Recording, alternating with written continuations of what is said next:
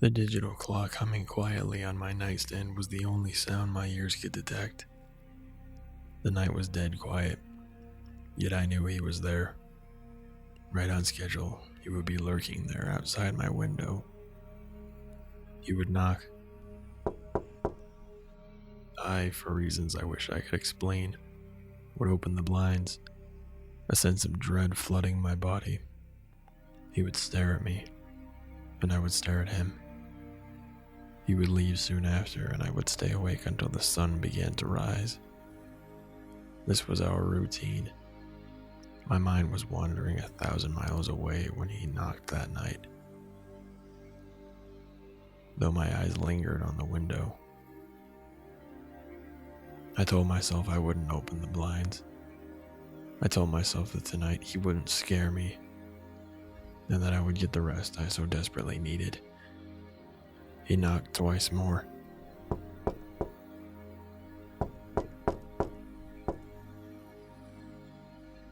I grabbed a pillow, squeezing it tight over my head, and began humming some old nursery rhyme from a childhood which, at the moment, seemed so long ago. He knocked once again, and this time it was a hell of a lot less courteous of a knock than usual. It morphed into a loud thumping noise.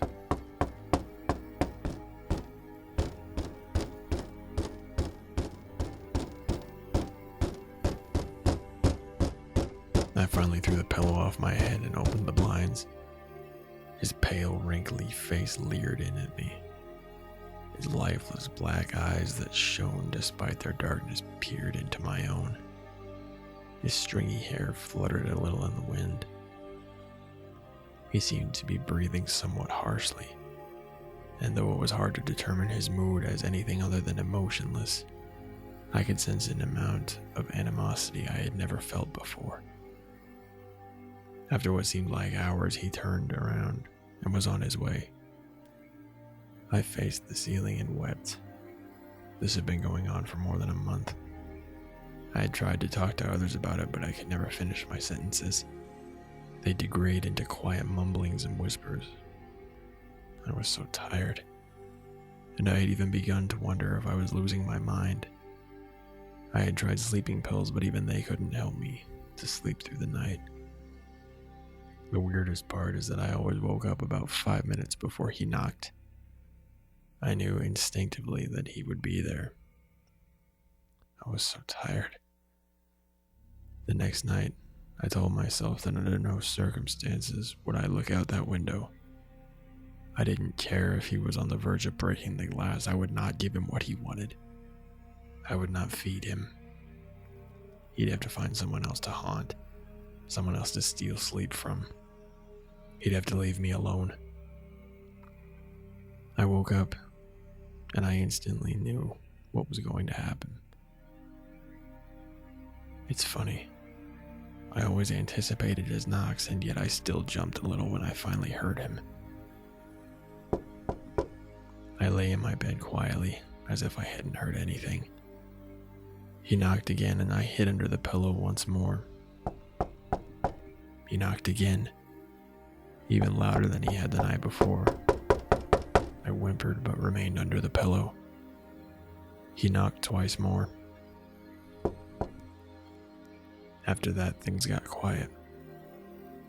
I no longer had the feeling I was being watched.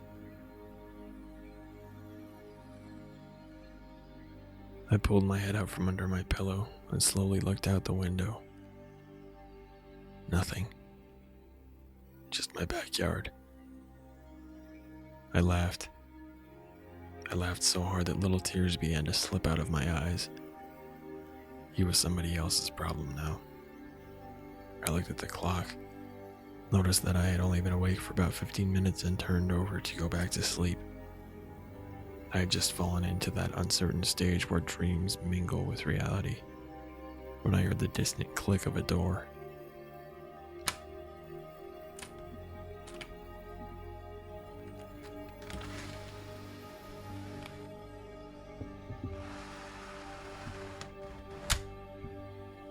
My back door. Someone, something had just entered into my house from the outside.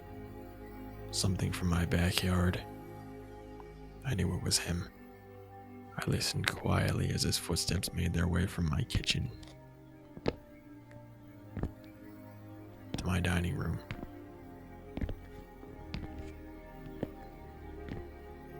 To the short hallway outside of my bedroom. He was walking slowly, patiently, making no attempts to hide his presence.